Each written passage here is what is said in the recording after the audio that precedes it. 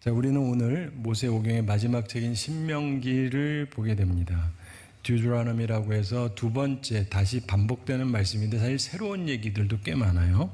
신명기는 모세가 출애굽 제2세대에게 설교하는 내용이 아주 길게 나옵니다. 그리고 길게 하나님 말씀을 설명하시면서 축복과 저주에 관한 말씀을 하는 거예요. 그래서 구원은 믿음으로, 복과 저주는 무엇으로요? 행함으로 받는 거예요. 28장에 그 내용이 나오는데 굉장히 유명한 장입니다. 28장 1절부터 14절에 보면 여러 가지 복에 대해서 말씀을 하죠. 하나님 말씀과 명령을 지키면 세계 모든 민족 위에 뛰어나게 하실 것이다. 탁월성을 주신다는 거예요. 그리고 성읍에서도 복을 받고 들에서도 복을 받을 거다라고 말씀합니다. 장수와 상관없는 복, 그리고 자녀가 복을 받을 것이다 말씀합니다. 들어와도 복 받고 나가도 복 받고 무엇을 하든지 복 받는다는 말씀이에요. 원수들이 한 길로 나를 치러 와서 크게 패하여서 7길로 도망갈 것이다 이렇게 말씀합니다. 그리고 손으로 하는 모든 일에 복을 내리시겠다 이렇게 말씀합니다. 자, 그리고 많은 민족에게 꿔줄지라도 우리는 꾸지 않을 거다 이렇게 말씀합니다. 그리고 머리가 되고 꼬리가 되지 않게 할 것이다. 위에만 있고 아래에 내려가지 않게 하겠다 이렇게 말씀하십니다. 그야말로 돈, 명예, 권력 그리고 행복 모든 것을 갖게 될 것이다 이런 말씀입니다. 자, 그런데 이런 복 받은 사람 보셨어요? 별로 없죠. 근데 왜 그럴까요? 자, 성경 말씀은 신구약 모두 복에 대해서 말씀합니다. 신약에서도 예수님께서 팔복을 말씀하시잖아요. 복의 관념이 조금 다르기는 하지만 분명히 신구약 모두 우리가 복을 받는 것을 원하십니다. 우리가 복된 사람이 되기를 원하세요. 단지 이 율법에 보면 그것이 계약이거든요. 그렇기 때문에 요구사항이 지켜져야 이런 복을 받는 것입니다. 자, 이런 놀라운 복을 받는 비결이 뭡니까? 하나님 말씀 지키는 거예요. 무슨 말을 지켜야 됩니까? 재미있는 사실은요, 대부분의 교인들이 무엇을 지켜야 복 받는지 잘 모르시는 것 같아요. 바로 오늘 보는 신명기 전체에 그 내용이 기록되어져 있는데, 첫째로 무엇보다 우선 십계명을 지켜야 됩니다. 그리고 신명기 5장에서부터 나오는 설교가 이제 시작이 되는데, 그러면서 십계명을 지키라 그러면서 6장 가면서 하나님을 사랑해야 된다 이렇게 말씀합니다. 우리의 마음과 뜻과 정성을 다해서 하나님을 사랑해야 된다. 그러면서 하나님을 사랑하라고 자녀를 교육해야 된다 이렇게 말씀합니다. 그래서 내가 하나님을 사랑하고 내 자녀들이 하나님을 사랑하는 자녀로 성장하면 우리 가정에 복이 온다 이렇게 말씀합니다. 그리고 세 번째로 7장에서 가나안 사람 즉 다른 신 섬기는 자와 결혼하지 말아라 이렇게 말씀합니다. 그래야 복된 가정이 된다 이렇게 말씀합니다. 그러니까 복된 가정을 이루려면 십계명 기본적으로 잘 지키고 하나님을 정말 온 마음을 다해서 뜻과 정성을 다해서 하나님을 사랑하고 자녀에게도 하나님을 사랑하라고 가르쳐야 되고 믿음의 사람하고 결혼해라. 이게 기초적인 거예요. 아주 기초적인 것. 그러면서 12장에서 레위인을 저버리지 말라 이렇게 말씀합니다. 요즘 말로 하자면 목회자 잘 돌봐라 이런 이야기입니다. 14장에서 음식을 구별해서 먹는 것, 그리고 11조를 드리고 또한 매 3년 끝에 또 10분의 1을 레위인, 객, 고아, 과부들에게 나누어 주라 이렇게 말씀합니다. 평균으로 치면 3.33%를 해야 된다는 거죠, 매년. 자, 그러면서 오늘 본문에 가난한 사람 구제하는 이야기가 나오고 있습니다. 그 외에도 몇 가지가 더 나오지만 대체로 이런 것들이 중요한 내용입니다. 그러니까 십계명을 지켜야 되고 하나님께서 축복할 만한 가정이 돼야 돼요. 내가 하나님을 정말 사랑해야 되고 내 자녀도 하나님을 정말 사랑해야 되고 믿음의 가정을 이룩해야 돼요. 또한 하나님께서 축복하시도록 경제적인 유익을 레위인 그리고 어려운 사람들하고 나눠라. 이렇게 하면 복을 받게 될 것이다 이런 말씀입니다. 이해는 되시죠? 근데 솔직히 말씀드려서 이 간단한 것을 제대로 지키는 사람 별로 없어요. 그래서 그런 놀라운 복을 받지 못하는 것입니다. 하나님 말씀대로 살아서 나가도 들어와도 복을 받고 하는 일마다 복을 받는 우리 모두가 되기를 바랍니다. 오늘은 특별히 그러한 하나님 명령 가운데서 특별히 가난한 사람들, 약한 사람들에 대해서 하나님의 명령을 보려고 합니다. 부부싸움의 제일 큰 요소가 경제싸움 경제 문제 때문이라고 보통 그러는데 모든 곳에서 돈 문제가 항상 어려운 부분입니다. 그런데 여기에 대해서 세상 사람들하고 하나님의 관념은 굉장히 차이가 납니다. 달라요. 우린 세상 사람들의 경제 문제에 관한 특색을 좀 살펴보고 하나님의 명령의 특색을 살펴보면서 우리는 어느 쪽에 서 있는지를 생각해 보게 되기를 바랍니다. 이 세상 사람들은 경제 문제에 대해서 세 가지 일반적인 생각들이 있어요. 이게 문제점인데 첫째로 이기적이라는 거예요. 세상 사람들은 거의 다 이기적입니다. 자기중심적이에요. 많은 사람들이 자기만 생각합니다. 심지어 가장 가까운 사람하고도 나만 생각하는 경향이 굉장히 많습니다. 요즘 각 나라에서 사람들의 이기심을 유발해서 이상한 일을 많이 합니다. 복권이 그 중에 하나예요. 우리나라도 있고 미국도 있고 유럽도 있고 아주 전 세계가 난립니다. 근데 우리나라에 어떤 30대 두 남녀가 있었는데 직업이 없이 근근히 살고 있었는데 남자가 복권 1등에 드디어 당첨이 됐답니다. 실화예요. 34억이었습니다. 세금 제하고 27억을 받았어요. 그러니까 얼마나 앞으로는 돈 걱정 없이 잘 살 것 같은데 그 다음부터 둘이 맨날 싸우는 거예요. 왜냐, 여성이 일단 나한테 최소 5억 내놔라. 남자는 내가 왜 넣느냐 뭐 이러고 그러면서 자꾸 싸우다가 급기야 술 먹고 얼마나 싸우는지 새벽에 몸싸움하다가 주변 사람들이 신고해가지고 경찰이 와가지고 연행대에 갔습니다. 잡혀가서 경찰 조사를 받으면서 그 남자분이 그러더랍니다. 돈이 없을 때는 둘 사이에 별 문제가 없었는데. 이해가 되시죠? 돈만 있으면 다 해결되는 게 아니고요. 이기심이 있으면 돈이 많아지면 더 큰 문제예요. 근데 이기심이 팽배한 이 세상에서 사는 것이 우리에게 굉장히 피곤함을 주는 것입니다. 두 번째로 많은 세상 사람들이 경제 문제에 대해서 가지고 있는 일반적인 생각, 그게 뭐냐면 긍휼함이 없다는 거예요. 그래서 세상이 더 힘들어요. 도움은 당연히 안 주고 도움 달라 그러면은 아예 모욕을 주는 사람도 있습니다. 꿔주지도 않으면서 아예 자기 앞에 얼씬도 못하게 하려고 아주 악하고 무자비하게 하는 사람들이 생각보다 꽤 많아요. 남에게 긍휼이 없는 자세, 이게 경제 문제에 있어서 아주 커다란 두 번째 문제인 것입니다. 그래서 우리가 세상 사는 게 힘들어요. 세 번째, 세상 사람들의 생각이 있는데 나름대로 해결 방안이라고 제시를 하는데 문제는 이게 잘못됐다라고 하는 거예요. 그래서 사람들은 있잖아요. 이게 경제 문제는 어디까지나 이 분배 문제다 이렇게 생각하는 사람들이 꽤 많습니다. 그래가지고 이 분배는 공평하면 되는 거다. 그래가지고 나온 사상이 공산주의잖아요.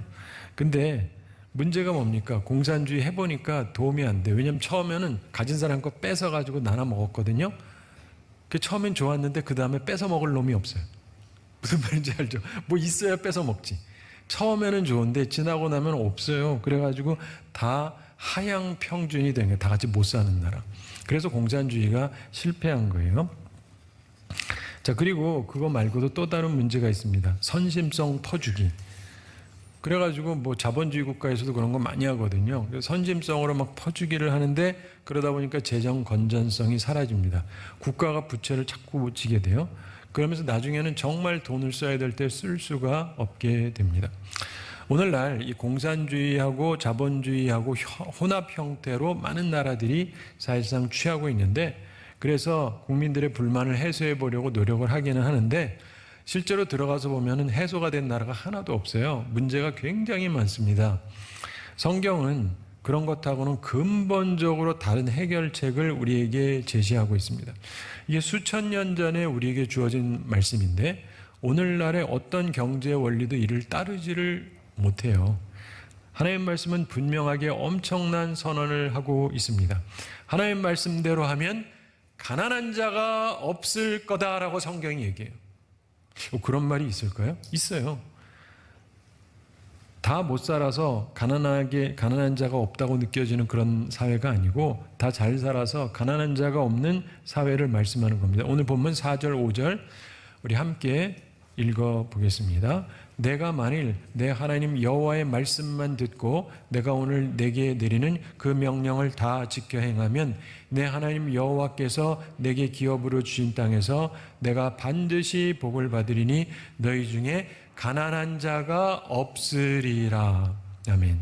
마지막 부분 다시 보세요. 내가 반드시 복을 받으리니 너희 중에 가난한 자가 없으리라. 여러분 성경에 쓰여 있죠? 제 성경만 써진 게 아니고 성경에 이런 말씀이 있어요. 경제학 공부하시는 분들 이 말씀을 잘 이해하시고 경제의 원리를 세우면 위대한 경제학자가 될 겁니다. 왜냐하면 하나님의 지혜를 사람이 따를 수 없기 때문이에요. 율법이 제시하는 하나님의 경제 원칙 3가지가 있습니다. 잘 들으시고 이해하시게 되기를 바랍니다. 첫째가 뭐냐면 기회균등의 원칙입니다. 무슨 원칙이요? 기회균등의 원칙. 기회가 평등하게 주어져야 한다. 이게 성경의 원리입니다. 분배가 평등해야 되는 것이 아니고 기회가 균등해야 된다. 이게 성경의 가르침입니다. 일단 기회가 균등해야 돼요. 100m 달리기를 하는데 누구는 50m 가가지고 뛰고 이러면 이게 공정한 게 아니잖아요. 다 같이 똑같은 선에서 뛰어야 맞는 거거든요. 하나님이 원하셨던 택함 받은 백성의 삶은 그 기회가 균등한 거예요. 하나님의 뜻을 이해하셔야 돼요. 가나안 땅에 들어가면 땅을 서로 나누어 가지라 이렇게 하나님이 말씀하십니다. 민수기 33장 54절에 보면 그 내용이 나오죠. 당시 이제 가나안을 들어가면 농경 사회였는데 근데 모든 가정에 적절한 땅이 주어집니다. 그래서 모든 사람이 공평한 기회를 갖고 시작할 수 있도록 해 주시는 거였습니다. 그래서 성경의 원리는 기회 균등의 원리예요. 그러니까 우리 모두가 땅이 있어야 돼요. 기분 나쁘세요? 나만 갖고 싶은 사람은 기분 나쁠지 몰라도 하나님의 말씀에 의하면 우리 모두가 우리 땅이 있어야 돼요.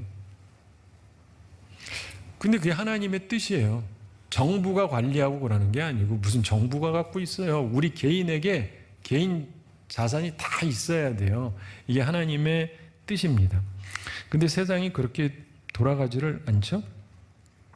자, 보면은 성경은 같은 조건에서 서로 노력한 대로 얻는 것, 바로 이게 성경의 경제 원리입니다. 그리고 그게 공정한 거잖아요. 기회가 불평등, 불공정해서 분배가 불평등해진다면 잘못된 것이겠지만 기회가 공정하고 공평했다면 다른 결과물 얻는 것은 뭐 당연한 것 아니겠습니까? 재미있는 사실은 이런 사회가 아직 없다는 거예요. 아무도 하나님의 말씀을 따라서 나라를 세운 나라가 없어요. 세상이 힘든 이유는 하나님이 잘못하는 게 아니에요. 사람들이 하여간 죽어라고 하나님 말씀 안 들어서 그래요. 그리고 안식일, 안식년, 희년 이 모든 것들이 기회 균등을 위한 것입니다. 특별히 매 50년마다 희년이 되는데 이때는 뭐가 명령이 되느냐? 주어진 기업이 원상복귀돼요. 땅들이 다시 돌아가는 거예요. 살다가 보면은 힘들어서 땅을 팔 수가 있는데 그래서 만약에 제가 갑부여가지고 여러분들 땅을 제가 전부 사드렸다고 생각을 해보세요. 근데 희년이 되잖아요. 그러면 제 거는 물론 그대로 있지만 본래 제 거는 나머지는 여러분들 과거 주인들 혹은 그 자손들에게 다 복귀되는 거예요. 그러니까 조상 탓할 필요가 없어집니다. 뭐 부모 잘못 만나서 나한테는 기회가 없다 이런 말이 있을 수가 없어요. 하나님은 그런 걸 원하지 않습니다. 성경의 율법이 요구하는 거 정말 대단한 것 아닙니까? 시시때때로 균등한 기회가 모두에게 주어지도록 하시겠다는 거예요. 단지 사람들이 말씀을 안 들어서 그렇죠. 오해하지 마실 것은 이것도 부자들에게서 모든 권리 빼앗는 거 아니에요. 남의 땅 다시 주라는 거지 본래 자기 땅 갖고 있어요. 그리고 자기가 모은 돈 이건 그냥 갖고 있는 거예요. 재산 반납하라는 게 아닙니다. 공산주의가 아니에요. 따라서 성경 말씀대로 하면은 부자는 자기 거 자기 자녀한테 상당히 물려줄 수 있어요. 그리고 가난하고 없는 사람들도 결국 기회를 자기 자녀들에게 다시 줄 수 있게 되는 거예요. 얼마나 좋습니까? 근데 왜 이런 사회를 안 만드는지 난 이해가 안 가요. 제가 보기엔 일단 하나님 말씀을 모르는 것 같아요. 모르는 것 같아요. 그래서 율법, 하나님 말씀은 분명하게 기회 균등을 명령하십니다. 기회 균등한 사회가 되어야 하는 것입니다. 하나님의 경제 원칙 두 번째가 있는데 이것도 굉장히 중요해요. 긍휼의 원칙입니다. 무슨 원칙이라고요? 긍휼의 원칙. 평등하게 분배한다는 건 아니지만 그렇지만 긍휼의 원칙이 있어요. 바로 본문에 나오는 이야기인데 더 많이 얻은 사람이 없는 사람에게 긍휼을 베풀라는 거예요. 물론 내가 내 노력으로 가졌어요. 많이 가졌어요. 그러니까 넌 안 줘 이러지 말고 긍휼해라. 긍휼해라. 사실 본문의 말씀은 안식년과 관련된 말씀입니다. 안식일과 안식년 모두 긍휼의 원칙에서 나온 명령입니다. 안식일은 대체로 잘 아실 테고 안식년의 원칙이 뭐냐? 본래 안식년은요 매 7년마다 쉬는 해를 말하는데 그런데 그때 모든 부채가 탕감을 받는 거예요. 오늘 본문에 있는 신명기 15장 1절부터 3절에 그 설명이 나옵니다. 아시는 대로 이런 세상은 아직 없습니다. 1절 함께 읽어보겠습니다. 매 7년 끝에는 면제하라. 2절도 함께 읽어보겠습니다. 면제의 규례는 이러하니라. 그의 이웃에게 구워준 모든 제주는 그것을 면제하고 그의 이웃에게나 그 형제에게 독촉하지 말지니 이는 여호와를 위하여 면제를 선포하였음이라. 아멘. 3절에서 추가로 이런 말씀도 하죠. 이방인에게는 내가 독촉하려니와 내 형제에게 구워준 것은 내 손에서 면제하라. 이것은 내 친족만을 얘기하는 게 아니라 믿는 사람에 대해서 면제해라 이런 말씀이에요. 여러분 요즘 크레딧 회사 때문에 개인이 파산하고 자살하는 사람이 엄청나게 많습니다. 한국에 특별히 많은데 심각한 사회 문제입니다. 긍휼의 법, 안식년의 법이 있다면 죽을 사람이 상당히 줄어들겠죠. 하나님께서는 철저하게 경제적으로 긍휼의 원칙을 명령하십니다. 그러면서 7절 후반에서 가난한 형제에게 내 마음을 완악하게 하지 말며 내 손을 움켜쥐지 말고 이렇게 말씀합니다. 그러면서 8절에서 말씀하죠. 함께 읽어보겠습니다. 반드시 내 손을 그에게 펴서 그에게 필요한 대로 쓸 것을 넉넉히 구워주라. 그리고 10절 초반에서 너는 반드시 그에게 줄 것이요 줄 때나 아끼는 마음을 품지 말 것이니라 이렇게 말씀하죠. 그리고 11절 후반에 보시면은 너는 반드시 내 땅 안에 내 형제 중 곤란한 자와 궁핍한 자에게 내 손을 펼지니라 이렇게 말씀합니다. 긍휼의 원칙을 실행하는데 세 가지 중요한 부분이 있습니다. 긍휼해야 되는데 첫째가 뭐냐면 반드시라고 하는 거예요. 반드시. 이건 절대적인 명령입니다. 본문에 가난하고 곤란한 사람을 도와주되 반드시 도와주라 이렇게 말씀합니다. 자, 8절 초반 여러분이 직접 눈으로 보세요. 반드시 내 손을 그에게 펴서 그에게 필요한 대로 쓸 것을 넉넉히 구워주라 이렇게 말씀하죠. 10절 초반도 직접 눈으로 보세요. 너는 반드시 그에게 줄 것이요. 11절 후반도 직접 보시기 바랍니다. 내가 내게 명령하여 이르노니 너는 반드시 내 땅 안에 내 형제 중 곤란한 자와 궁핍한 자에게 내 손으로 펼지니라. 반드시 도와주라고 말씀합니다. 몇 번이요? 네, 3번. 맞습니다. 한 번도 아니고 두 번도 아니고 3번이에요. 이거는 강조입니다. 강조하시는 거예요. 반드시라는 말도 대단한 말인데 이걸 3번이나. 이 얘기가 무슨 말이냐면요. 너 복 받고 싶어? 복을 받으려면 반드시 너도 복이 돼야 된다. 이런 말이에요. 하나님의 긍휼을 받으려면 너도 반드시 긍휼을 베풀어라. 이게 긍휼의 원칙에 관한 첫 부분입니다. 나는 안 하면서 나만 긍휼함 받겠다 그러면 안 돼요. 그래서 반드시 해야 된다. 두 번째로 넉넉히 구워주라는 말씀입니다. 8절 후반에서 그에게 필요한 대로 쓸 것을 넉넉히 구워주라 이렇게 말씀합니다. 물론 내가 없는 거는 못 주죠. 그렇지만 내가 줄 수 있는 선에서는 구워주라는 거예요. 그리고 구워주실 때요, 받을 생각하지 말고 구워주세요. 그냥 주는 거랑 꿔주는 거랑 다르지만 왜 꿔주는 게 필요하냐면 도덕적 해이를 막기 위해서요. 그렇지만 진짜 중요한 거예요.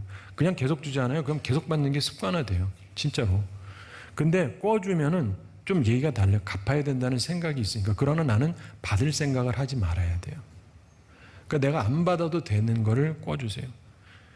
특별히 돌려받지 못할 확률이 높다 할지라도 빌려주라는 거예요. 9절에서 삼가 너는 마음에 악한 생각을 품지 말라. 곧 이르기를 일곱째 해 면제년 즉 안식년이 가까이 왔다 하고 내 궁핍한 형제를 악한 눈으로 바라보며 아무것도 주지 아니하면 안 된다는 말씀이에요. 면제년 즉 안식년이 되면 하나님의 법에 의하면 돌려받을 수가 없게 되잖아요. 그래서 난 주지 않겠다 이렇게 야근 생각하지 말라는 거예요. 율법이 얼마나 긍휼이 풍부합니까? 그렇죠? 안 받을 생각하고 넉넉히 구워주라는 거예요. 율법은 잔인하다고 자꾸 사람들이 생각하는데 성경을 너무 몰라서 그래요. 굉장히 자비롭습니다. 그리고 세 번째로 긍휼의 원칙에서요. 기억해야 될 게 긍휼을 베풀지 않으면 그게 나한테 죄가 된다는 거예요. 9절 후반에서 내 궁핍한 형제를 악한 눈으로 바라보며 아무것도 주지 아니하면 그가 너를 여호와께 호소하리니 그것이 내게 뭐가 된다고요? 죄가 되리라. 내 거 안 주는데 뭔 상관이야? 가 아니고 죄가 된다. 특별히 나중에 신명기 28장에 나오는 저주 부분을 한번 보시기 바랍니다. 정말 겁나는 저주가 잔뜩 나와요. 우리는 반드시 넉넉히 꿔줘야 돼요. 내가 있으면 긍휼의 삶을 살아야 하는 것입니다. 자, 율법이 말씀하는 경제의 셋째 원리가 있습니다. 그게 뭐냐면 복 받는 원리입니다. 복 받는 원리. 뭐 받는 원리라고요? 복 받는 원리. 이걸 또 이해하셔야 돼요. 반드시 도와주고 넉넉히 구워주면 어떻게 되느냐? 경제적으로 손해를 보는 거잖아요. 그런데 내가 왜 힘들여서 얻은 거를 간단하게 남한테 줍니까? 근데 하나님께서 그렇게 하면 우리를 도우실 수 있는 하나님께서 긍휼을 베푸시는 우리에게 거울 같은 하나님께서도 복을 주신다는 거예요. 10절 후반에서 말씀합니다. 이로 말미암아 내 하나님 여호와께서 내가 하는 모든 일과 내 손이 닿는 모든 일에 내게 복을 주시리라. 아멘. 하나님께서는 옳고 그름을 따지는 소송전에서는 가난한 자 편도 들지 말라고 그래요. 이건 옳고 그름을 따지는 거니까 옳은 걸 따져야 되죠. 판단은 공정해야 돼요. 그러나 가난한 자 약자의 어려움을 보면 그들에게 도움을 주라 이렇게 말씀합니다. 결론적으로 4절부터 6절에 있는 말씀을 다시 한번 보면서 결론을 맺습니다. 4절 5절에 보면 이렇게 말씀하죠. 내가 만일 내 하나님 여호와의 말씀만 듣고 내가 오늘 내게 내리는 그 명령을 다 지켜 행하면 내 하나님 여호와께서 내게 기업으로 주신 땅에서 내가 반드시 복을 받으리니 너희 중에 가난한 자가 없으리라. 자, 그런데 왜 가난한 자가 있어요? 이 말씀대로 행하는 나라가 하나도 없잖아요. 그러니까 가난한 자가 있죠. 앞으로도 계속 있을 거예요. 왜냐하면 하나님의 말씀을 사람들이 죽어라고 행하지 않거든요. 6절 함께 읽어보겠습니다. 내 하나님 여호와께서 내게 허락하신 대로 내게 복을 주리니 내가 여러 나라에 꾸어줄지라도 너는 꾸지 아니하겠고 내가 여러 나라를 통치할지라도 너는 통치를 당하지 아니하리라. 아멘. 여러분 이거 다 원하잖아요. 내가 딴 나라에 우리나라가 꿔주더라도 꾸지 않을 수 있으면 좋겠죠. 그리고 딴 나라가 우리한테 간섭하지 아니하고 우리가 관여할 수 있으면 좋겠죠. 근데 그게 어떻게 되느냐? 안 돼요. 하나님 말씀대로 안 하면. 하나님 말씀대로 해야 돼요. 그렇게 하면 복을 받아서 우리가 꾸어줄 수 있는 사람, 그런 나라가 되고 다른 나라를 통치할 수 있는 나라가 될 수 있다는 것입니다. 제가 한 가지 이야기 말씀드리면서 오늘 말씀을 마치겠습니다.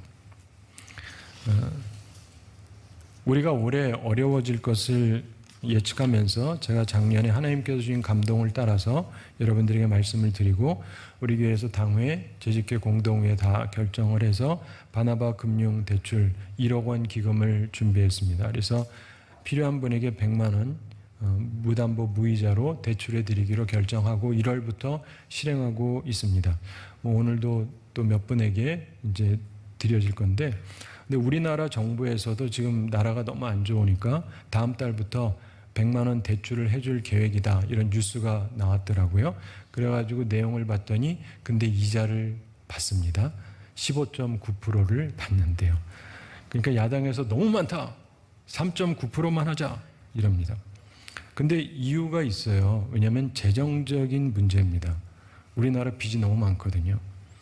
그래가지고 뭐 이래도 저래도 뭐 그런 상황이죠. 근데 우리 교회는 성경적인 방법으로 100만 원 대출인데 무이자입니다. 안식년이 되면 못 갚으신 분은 탕감해드리는 거예요. 근데 이렇게 하는데 우린 경제적 문제가 하나도 없습니다. 왜냐하면 우리는 빚이 없어요.